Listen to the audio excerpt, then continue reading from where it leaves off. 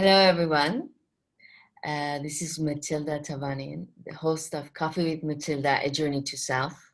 And today I'm with Jon Freeman again for another session of Relationship Secrets. Jon, hello. Hello, Matilda. How's Lovely to be with everything? you. How's UK today? How's where you are? Well, yeah, that's where I am, and UK is warm and pleasant today. And as long as we don't talk about government, we'll be fine. You know, in America, it's a very hot topic right now as well because of the election. So I hope everyone will go on vote. So, and I think I'll be back to America by that time as well. So I will vote for sure. It's a critical election this time. It certainly is, and yeah, I think some of what's happening over there, it looks scary to me, and a lot of what's happening doesn't look like you can even be sure of there being a democratic process that really functions. So it's going to be interesting, and possibly not in a good way. Disaster. Well, today's topic is about neediness in a relationship, and I think it's a very critical topic because I think all of us at one point in our lives experience that neediness. Now we're going to explain why it comes and exactly what it is. But I feel like listeners can benefit from this a lot because it can be the tips and what you're going to explain now is going to be very beneficial because we have relationship with, I mean, our lives is based on relationships. We have relationship with a romantic partner, with our parents, with our children. I think parents can benefit from this as well because there's a sense of neediness from a parent that clings to that child and creates that child's life miserable and affects that child's life in a bad way when he or she grows up. Also, you know, in a romantic relationship, it becomes a problematic as well. I've done it, you know, especially in the younger times of my life. When I was my early 20s, I was like this needy person crying when they wanted to break up with me. I would say, "Oh my God, my life is ending." So it's been funny to look at it back, and I'm looking at my life process and I'm learning, oh, lots of this neediness happened for, you know, lots of lacks I had in my character and, you know, maturity as well. So let's see what is your take on and how do you even describe neediness? Because that needs to be clarified for our listeners. Okay, good place to start. So for me, there are certain things that people need from other people, and that's not neediness. That's just that's the ebb and flow of life. And there's nothing about that that's a problem. You can have a conversation about, well, I need this and you need this, and we, you know, you come to some kind of arrangement as to how that works. Neediness for me is something different, because neediness is when a person has a feeling inside that is rooted somewhere in a lack. So it would be a lack in me. And I can certainly remember, just as you've described, you know, times in my earlier years when that was very much a reality for me in how I felt about a relationship and what I expected. And the problem with that is that it creates a situation where somehow you're expecting somebody else to fix something that is in you, when it's actually it's your issue to deal with. And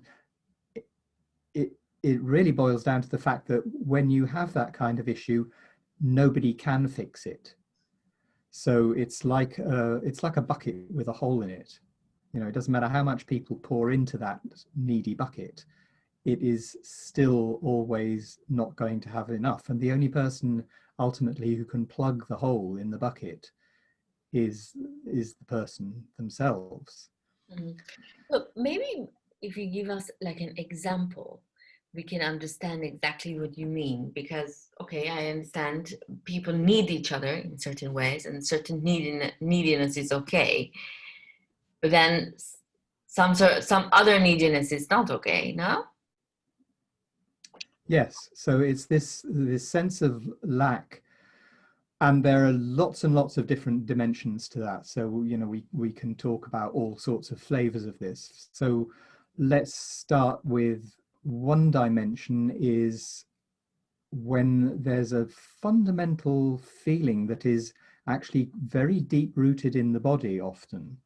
I mean, if we talk about relationships that set up this neediness and how we are with parents, then there are early stages of our development that can create that sense of lack and loss.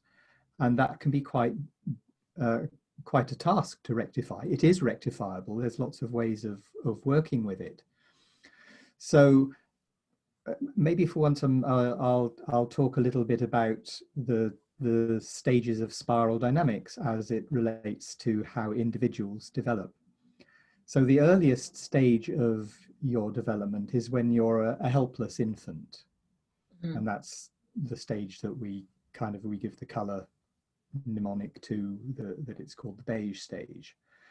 And in beige, there's nothing that an infant can do for itself. This is the point where you just have to, as a parent, you have to be taking care of the infant. You have to be feeding it and cleaning it and making sure it's warm. But you also have to be giving it cuddles. You have to hold it. You have to hold the child, because there's a very fundamental sense of nourishment and safety that I can survive in the world because I'm being taken care of.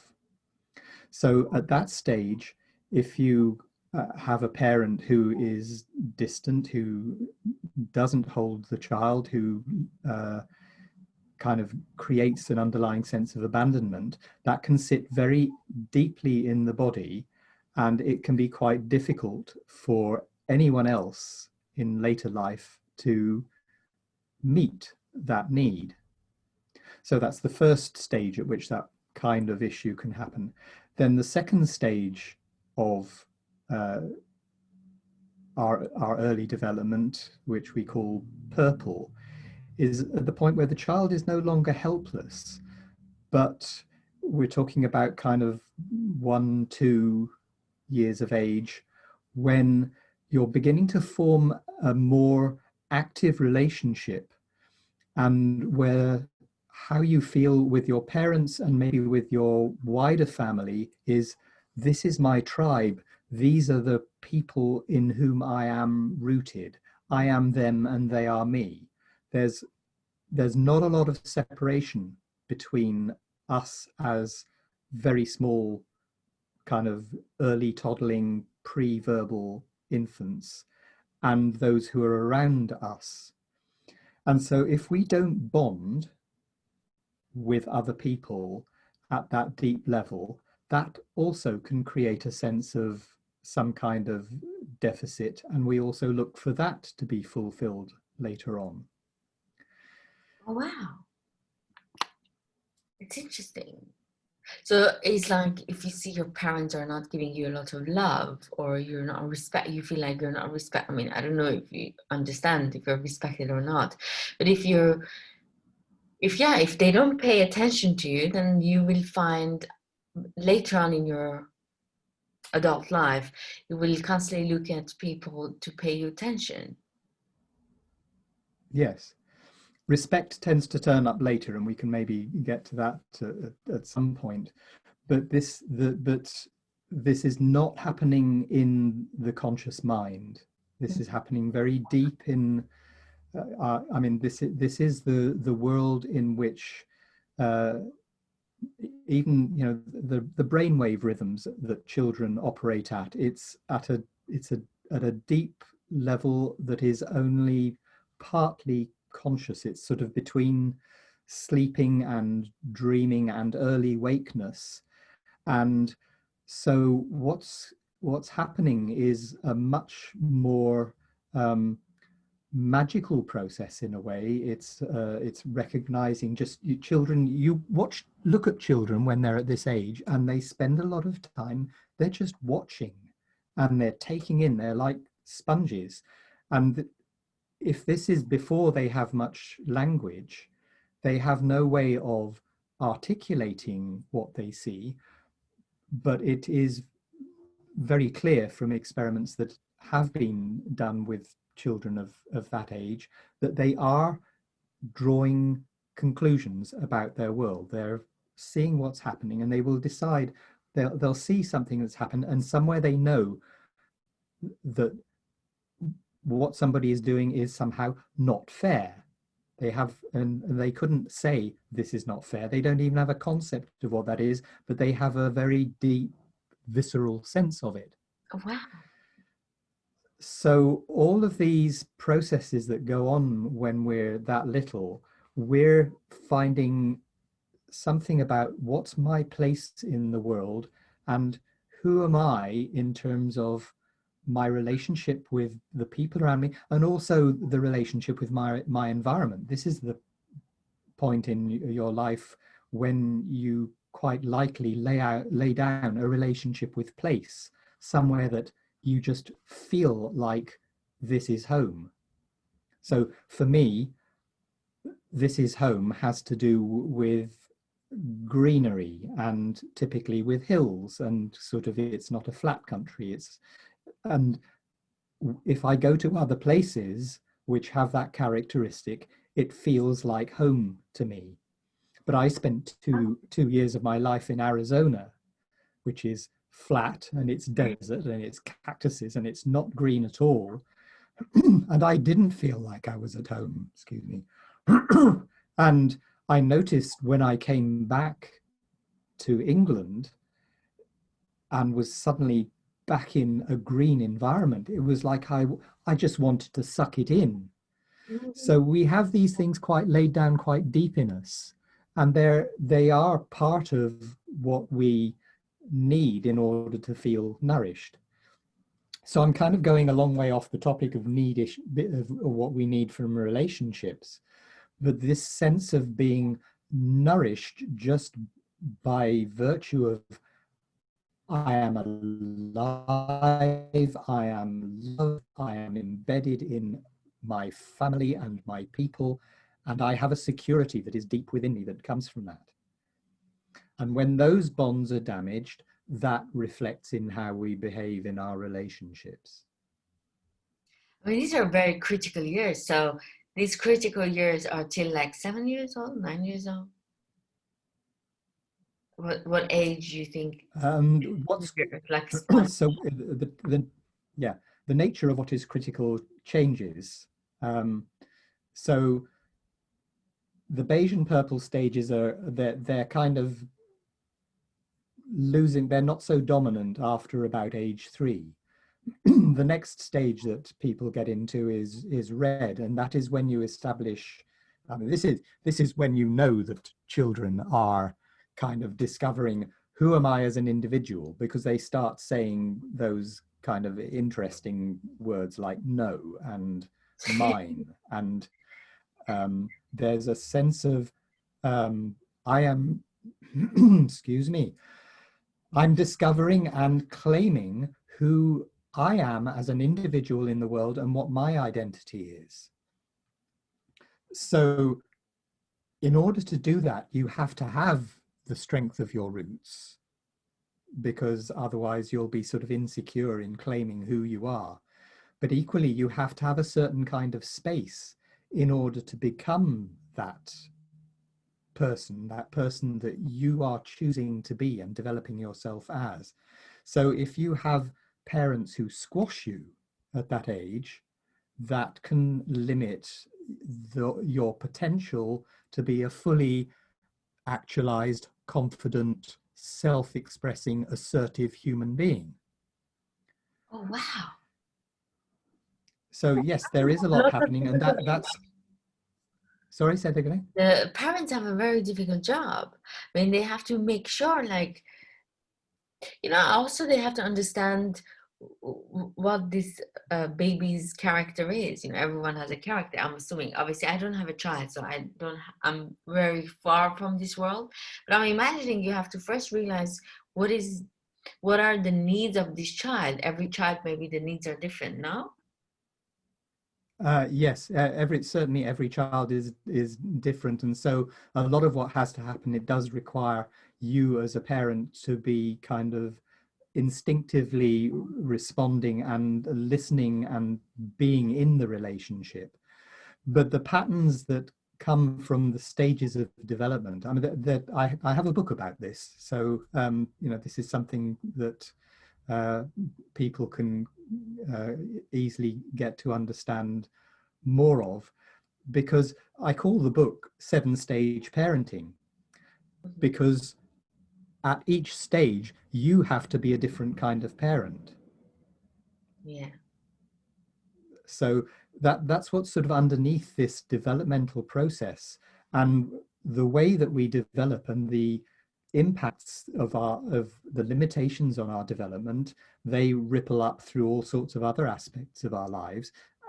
And there are ways that you can work with that if you recognize that you have an issue to deal with. Mm-hmm.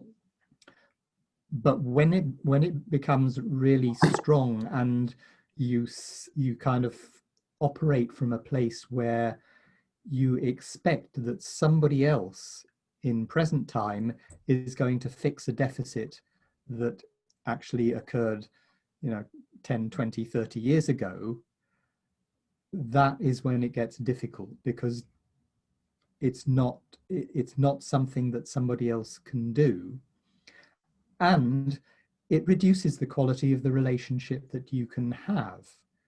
And it works equally the other way. If somebody else is expecting you to fulfill their needs, and they are the bucket with a hole in it, that's always going to be a drain.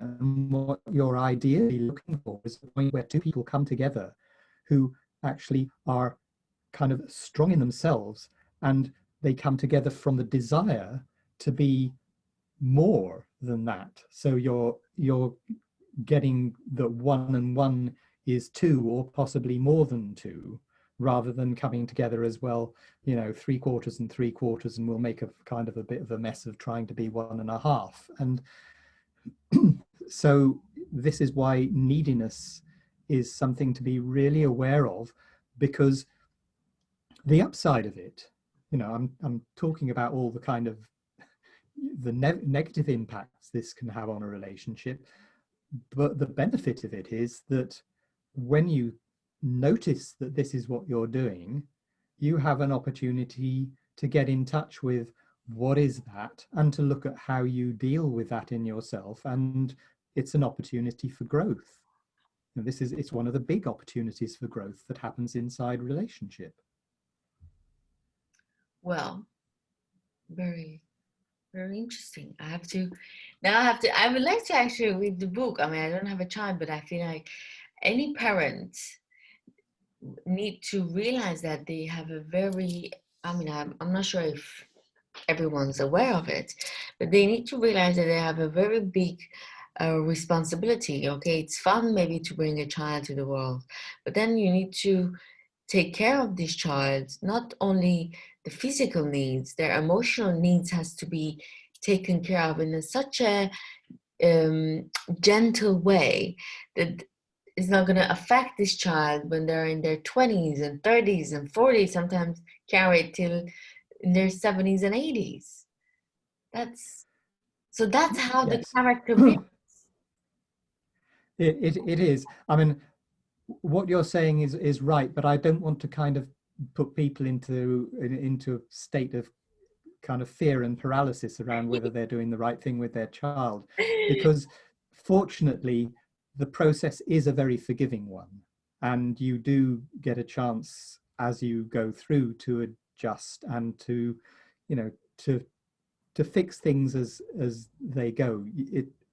It's when it gets to kind of quite strong, maybe not totally extreme, but when people have just missed fundamental things about the process, and they continue to do that over a long period, and when they don't notice that the effect that is being created with the child, that something is going wrong, and that you have to look at it as, what is my part in what's going wrong, and not just think that it's the child's fault. You know, if you take the attitude of, oh, I can see that this isn't working, and what could I be doing better that would, you know, that would help us shift this. If you have that attitude, then you always have the opportunity to, as a parent, to adjust and to fix and to make things better. I mean, most children do end up, you know, loving their parents, and most end up in reasonably healthy relationships. I mean, there are always tensions, and, you know, there are things that people disagree about, but that also is life. But it's not necessarily a fundamental problem. So, you know, I wouldn't want people to stop having children. Yeah, yeah. I was like, oh, Khalas, I don't want to. It's too much work. It's a lot of responsibility. You're ruining someone else's life. And like, oh no, forget it. But now it's good to know it's a forgiving process. Yeah, and of course it is a lot of work. But everybody, I think everybody kind of knows that, or, well, there are maybe some people are a bit naive about it, but yes, you know, with bringing up children, or with choosing to have children, you know that that's going to demand a lot of you, but you also know that the fulfillment is something that is unlike anything that you will get elsewhere. And it's, you know, it's not, I'm not saying that everybody should become a parent either, you know, it's a choice. Mm-hmm. But there's rewards, and a lot of people get huge amount of nourishment from being parents. Also, and now that you were explaining, I'm like, what if the parents are showing a lot of attention, so this child would like to have like some sort of a freedom? There's a need for freedom, or there's a need from, you know, coming out of that cocoon. Is that possible or no? Oh, it's a wonderful balancing process. So there's how? a cartoon I'm Uh-huh. There's a cartoon I'm quite fond of, which has 4 frames in it, and in the first 3 frames you can see that there are 3 people present, and it's a grandma, a mother, and a young adult daughter, she's got an infant sitting on her lap. And in the first frame, grandma is saying, my parents were really very close, and they kept me smothered, and I was determined that I wouldn't be like that with my child. And then in the second frame, the mother is saying, I really felt like you weren't close enough. I felt abandoned. I felt neglected. I wanted more warmth from you. Oh, wow. So I decided that I was going to give my daughter much more warmth and closeness. And then in the third frame, you've got the adult daughter, and she's saying, gee, Mom, sometimes I just wish you'd give me a little space. It's just too much. It's too suffocating. I can't handle it. And in the fourth frame, you see the infant, and the infant is screaming. Because all the space you want. Because this is because this is a balancing process that people respond to what happened with them, and they maybe decide they're going to be different, or they may decide they're going to be exactly the same, but they come into the process of the relationship with the child with a kind of precondition. Yeah. I've decided how I'm going to be.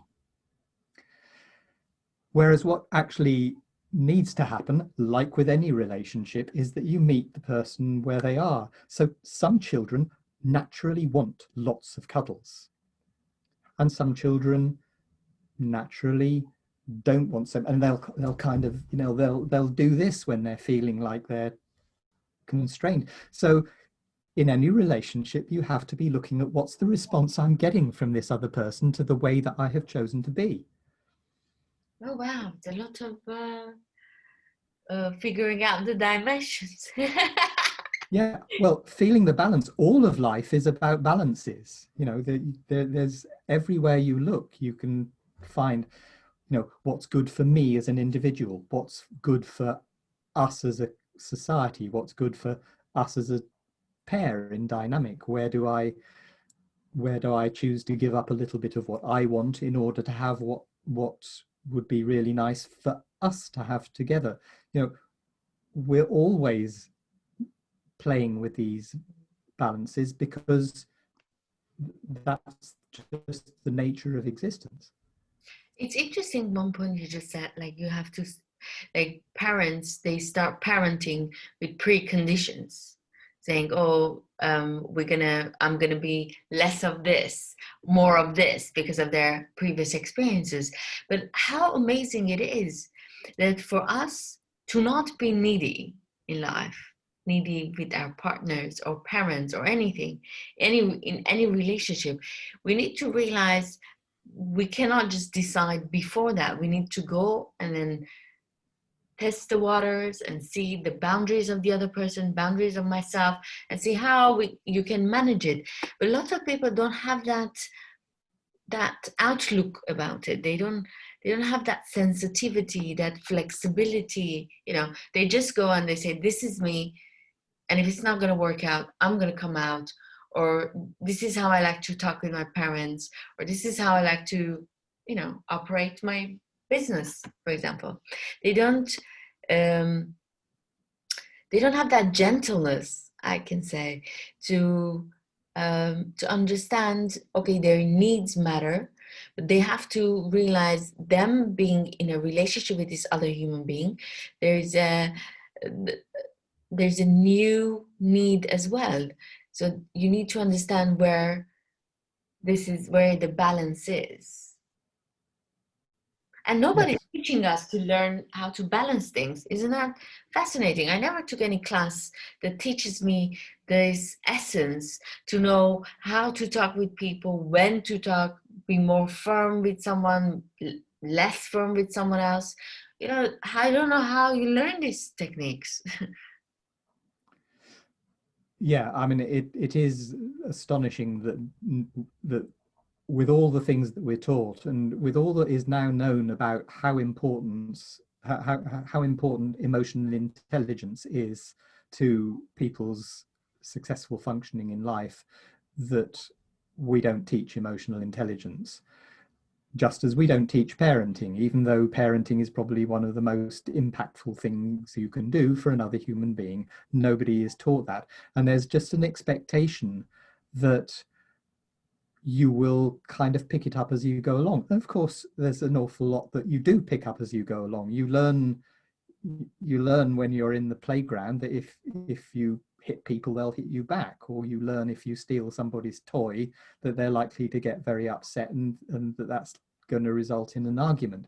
So there's a huge amount of our relationship process that we just learn because we do things, we see what happens, and we're pattern sensing, meaning making animals, and we do that. We recognize what's going on. But life is more complex now than it ever has been.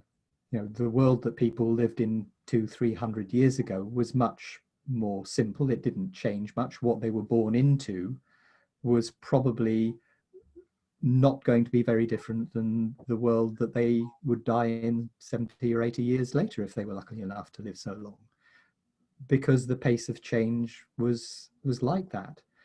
Our world is different. Our expectations are different. We have to develop, if we really want to be kind of as fully capable as we might want to be in this world, we have to learn to be much more skillful about all of these things. I mean, the alternative is to make sure that you set up your life so that it is actually going to be very routine and very organized, and that nothing much is going to change, and that you don't have to change to deal with it.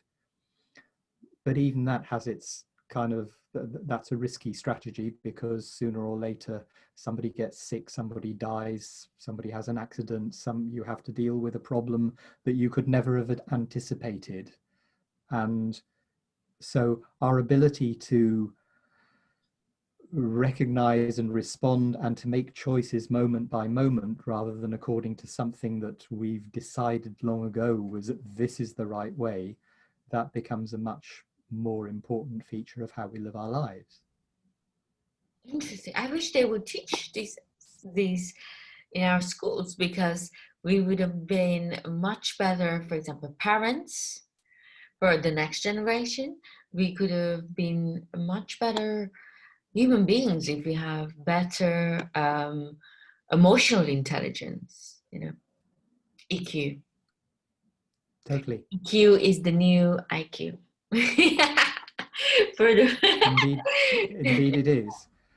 Yeah, and there's lots of good material about that out there, about how to develop your EQ and how to understand what that might involve. And there's, if you want to be an achiever, it's a really important thing to get to know about, because there's lots and lots of evidence that the stuff that people come out of, that they've been filled up with in university, that's the facts about kind of being a first-class engineer or whatever, actually has less impact on their future career than does their emotional intelligence. I mean, they discovered that in Bell Labs 40 or 50 years ago, when they started to ask themselves, why is it we've got all the brightest people intellectually that you could possibly get? We're recruiting all of those from university, and some of them are succeeding, and then some of them are an absolute disaster. And that was when they started to discover what EQ really was about, because it was all the skills that help people work together, form relationships, be cooperative, be collaborative, be resilient when things happen. All of that is EQ. Well, I would love to talk about one time with you about EQ, how we can develop it and how we can improve it in a way. I'm fascinated about this topic. But let's come back to the neediness, and I wanna learn from you right now how I can recognize myself as a needy person. I hope I'm not, but how I can see that I have that in me, so I can go and work on it. Well, the first thing I would say is just to encourage people just to feel what's going on in their bodies, because when you're in that neediness, there's a kind of contraction that happens, and there's possibly a sense in the pit of the stomach that I'm wanting something, and it's emotional, it's not food. Which isn't to say that people can't often try to fulfill their emotional neediness with food, and that's a whole other story, but we won't go there. But it's actually this, there's an underlying tension, an underlying feeling that there's something I want and I don't have it. And to notice when you're applying that to what you're looking for with the other person in your relationship. Ah, interesting.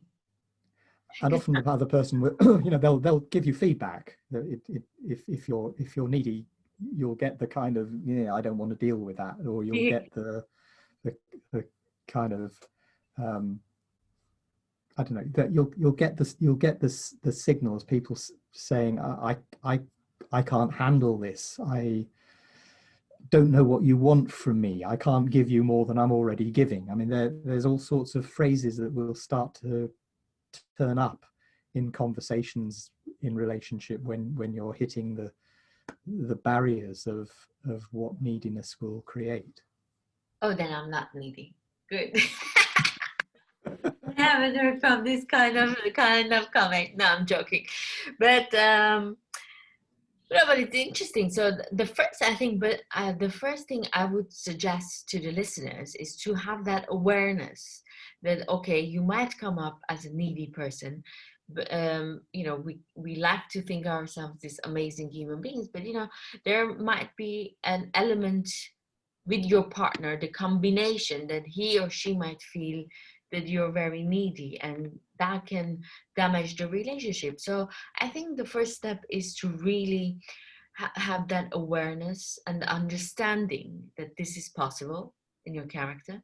And when it comes, so you can communicate that with your partner and to understand his and or her needs as well, so you can balance. This word is a very important word in our conversation today, to balance your relationship in a way that you're not needing him or he's not needing you in that sense.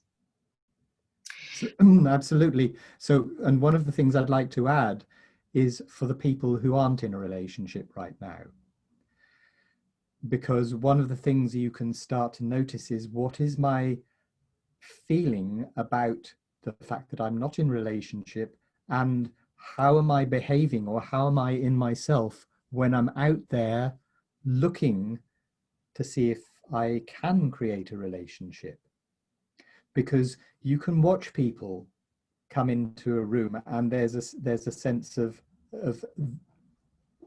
where is the person who's going to kind of satisfy me. There's a sense, I mean, I remember what it was like, because, you know, as a teenager and as a young adult, I was very low in self-confidence around women. I had lots of self-confidence in my intellect and all of that, which was completely useless in terms of creating relationships. And I would walk into a place where I might hope to meet somebody, and I would be vibrating with that need, and people feel it. And if you watch how you are and how you feel about the urgency of creating a relationship, you can recognize that in yourself, and you can start to deal with, okay, there's possibly some things I need to do for myself to make myself ready, because otherwise I am sending out a signal that says, don't come anywhere near this person, because they're not going to be safe to be around. They're not going to be, they don't have the strength. I mean, and particularly, I mean, if you're a man, I mean, this isn't a strongly gendered thing, but, you know, there is an expectation still, I think, certainly was when I was at that age, that a man had to actually kind of be able to stand in himself and be a man. So if you come in as a child, because your inner child is what's actually out there projecting, that's not an attractive signal. Ah, interesting. I like to hear that. Nice. So how, I mean, in my opinion, yesterday when I was thinking, self-confidence is very important in this needy section. You have to, and your self-image, like how we talked in the previous sessions that we had together, recording that we had together, your self-image is your everything in life. Because if you don't see yourself as a very valuable human being, and then you bring something on the table, then you will feel uncomfortable, and you feel this neediness that this human being needs to make you whole. Otherwise, without this human being, you're nothing, you're nobody. And That's the extreme of it. And of course, I mean, everybody has their self-doubts, and that's just human. I mean, again, it's something we can learn to be less judgmental about ourselves and more accepting that, okay, this is who I am, and I will meet somebody who actually wants who I am, rather than the image that I might have formed of, this is who I have to be in order to be attractive. I mean, lots of people do that around body image. I mean, this, as you know, as a man who is 5'6" and I forget what that is in centimeters. I think it's 165. 68. I'm on the short side, right? And so the image of kind of who's attractive is that I should be 5 or 6 inches taller. Well, that's what it felt like when I was, 20, 21, 25, whatever. We all have these perceptions of this is what I'm supposed to be, or I'm supposed to be a thin person, or I'm supposed to be a particular shape. And all of this is a mythology, because when you look at what happens in the world, you will see people out there who have partners, who are happily having a relationship, and who they look like has nothing to do with those images. They've all succeeded in attracting somebody who wants to be with them. So a lot of this self-judgment is based on other people's opinions of who it is that I'm supposed to be and what kind of person I'm supposed to be. So it's one thing to have self-doubts and, by all means try to get rid of that, but also to be really aware of when those self-doubts are actually based on criteria which have nothing whatsoever to do with you and have no real validity in the world. They're just things which just happen to be out there, and which, they may be going on in somebody else's mind and you're kind of picking up on it telepathically, but it's just kind of, it's nothing to do with you. So building this internal sense of self-esteem, a lot of that just simply has to do with noticing when you have a judgment and letting go of it and saying, oh no, I'm not having that. Now that we were talking about this, John, I just felt like, wow, in an abusive relationship, the abuser wants you be needing them. Yeah, like puts you down, puts your self-esteem so down, like crushes your self-image in a way that makes you need them, because that feeling of, oh, this person needs me, without me they're nothing, they're nobody, gives them a satisfaction, a sick satisfaction, but a satisfaction. So I just realized that, like, lots of these abusive, the people that they've been abused, this is the technique that they've been using, the technique of the neediness. Yes. Yeah, you get all sorts of aspects of you get this kind of the victim, the perpetrator, and the rescuer dynamic, and that can go on. It can go on in small ways in any relationship, and that's okay. But it certainly can become what you've just described, which is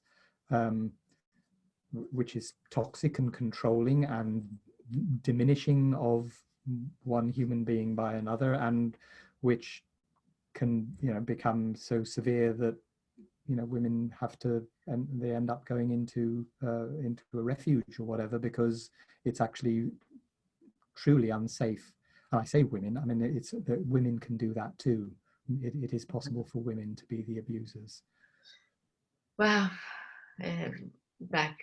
Whole other topic. Maybe, Yeah, it's all another topic, but that's, yeah, very interesting. That this neediness is very, we sometimes we give in our standards. This is key, I think. Sometimes we just settle in and we give up what we believe, or we even about ourselves, because we don't have the right image about ourselves, and we become victim of our neediness and find a partner that is not proper to us. So this neediness is a very, very damaging element in us that everyone has to take care of in themselves, that we really need to be aware of it, fix it, otherwise it's going to damage any relationship we have, even in friendship. I have some friends that they're very needy. They're on my nerves. When they kind of obviously certain aspects of them I love it, but I feel that they're needy, that they need more energy from me. for example, constantly. And that lots of times I run away and I look back, I'm like, this person is very lovely, lovelier than me, for example, in lots of cases. But because I feel that they're clingy and needy, I just want to run away, miles away. That's why I Yeah. don't answer So their calls sometimes. yeah. So I mean, I think most people are probably familiar with Yes. those kinds of responses, and okay, that's natural. You know, we're all different, and we just make life work around that. But yeah, whatever people can do to kind of recognize and work on themselves and just increase their capacity and their capability, or drop the judgment about the capability they already have, you know, all of those things, that's just part of how we develop and grow. Very nice. So any other tips? So the first is to have the awareness about it. Awareness about it and go and fix it. So you won't Just step yeah, up again more. just looking and noticing and observing is, yes, the awareness. And possibly, if you see, you know, you may have to do work in order to deal with things that are deep, and there's lots of ways of doing that, of kind of inner child work, that, you know, things that you can do for yourself, or, you know, working with some, you know, there's plenty of self-help books around those issues. And some of it is not around, it isn't about fixing it, it's about choosing.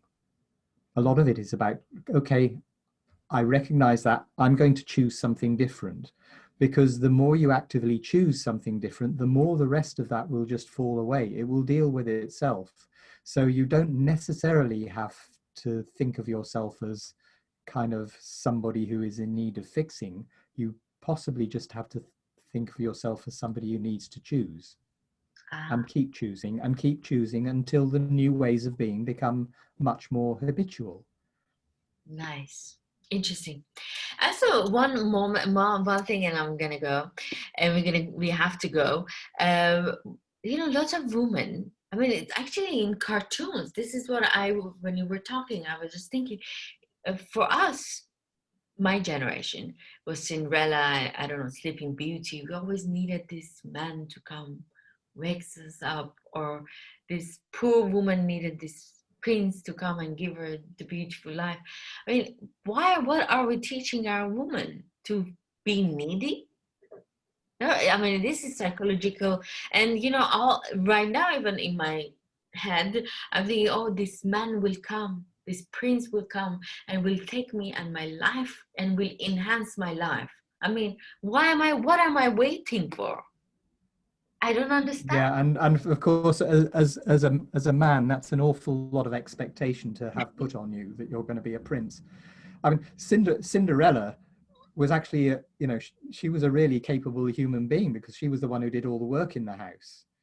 So, you know, she was being abused. She was a Yeah. victim, and so that's a victim rescuer story. Um, yeah, all of these images are kind of unhelpful. There is something about what you can find in those stories of, ideally, you find your way out of a situation. Being rescued isn't necessarily the best one, because, you know, sooner or later, maybe Cinderella would have had to realize, I'm out of here, I'm going somewhere else, whatever it takes, because that's the part of it which is about, I'm going to choose something different.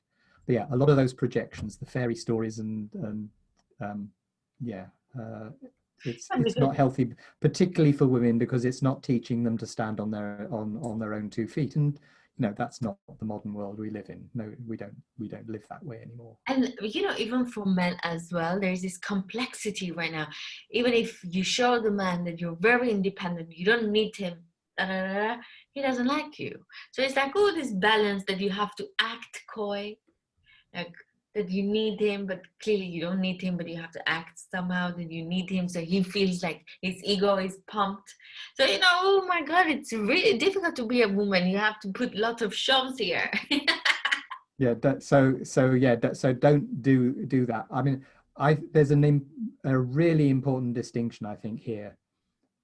As a man, I would really like to be wanted. I don't want to be needed. Yes, clear. And Want. out of that space, I have a choice of, I can do something for somebody else, or I can not do something for somebody else, and that's a choice made in freedom and in standing in myself. So a man who is expecting you to do all of that, that's his version of low self-esteem, that he's not going to feel like he's the man in the relationship unless he's been given all that stuff that you just did, which makes But sexual. imagine, So I think boys watched these cartoons as well. So their image of being a man was being this hero to come and rescue this princess or rescue Cinderella, take them and then give them a good life. So even our boys in my generation have that complexity that, okay, they are the one that rescuing the woman. And when they see a woman that is very successful and it's their own, she's very independent, for them, they're like, okay, then how can I enhance her life in a way, So there's all this, I think these cartoons have to maybe revised in a way, because they are very popular. But as you said, like this age of 3, 4, you're like a sponge and you're trying to, or before that, they're watching at 2 years old, 1 year old. I don't know what age these babies are watching cartoons, but they start watching it in a very young age. So they constantly play like a Cinderella, role as a roles. So it's kind of yeah, sad but that that's true. our That children this way. it is. But one of the things that has been happening over the last 20 years, I think, is that the cartoons have been changing. So you get female models in, like the way that the way that Belle is in the Beauty and the Beast cartoon, and I'm thinking of the one that was 15 years ago because I'm more familiar with that one. No, 20 something years ago. Belle is a very strong, independent, feisty young woman. The girl, I forget her name in the undersea Disney one.